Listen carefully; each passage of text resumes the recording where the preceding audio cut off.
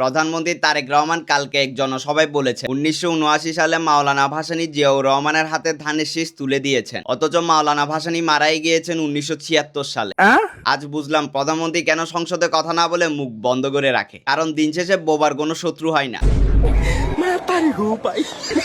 এদিকে আধুনিক বিশ্বের সঙ্গে তাল মিলিয়ে তৈরি করা হচ্ছে প্রধানমন্ত্রী তারেক রহমানের জন্য নতুন বাসভবন। বাড়ির নকশায় থাকছে বহির্বিশ্বের প্রধানমন্ত্রীদের বাড়ির আধুনিক ডিজাইন। সব ধরনের সেফটি ও সিকিউরিটি মেনে বাসভবনের মাটির নিচে থাকবে অত্যাধুনিক বাংকার এবং সুড়ঙ্গ বা টানেল, যা শত্রুর আক্রমণ থেকে প্রধানমন্ত্রী ও প্রধানমন্ত্রীর পরিবারকে সুরক্ষা দিবে, এমনটাই পরিকল্পনা করেছে গণপূর্ত বিভাগ। ভাই চিন্তা করেন একবার, আমরা কোন দেশে সহবাস করি যেখানে একটা প্রধানমন্ত্রীর বাসভবনে কি থাকবে এটাও সবাই জানে। মানে আজব দেশ ভাই, নিরাপত্তার জন্য বাংকার তৈরি করবে আর সেটা ঢাকঢোল পিটায় নকশা সহ প্রকাশ করে দিছে। বাংকার হলো একটা গুরুত্বপূর্ণ সেন্সিটিভ জায়গা। এমন জায়গার ম্যাপ বের করতে শত্রুপক্ষের বছর পেরিয়ে যাওয়ার কথা, সে জায়গায় বাঙালিরা বানানোর আগে ম্যাপ প্রকাশ করে দিয়েছে।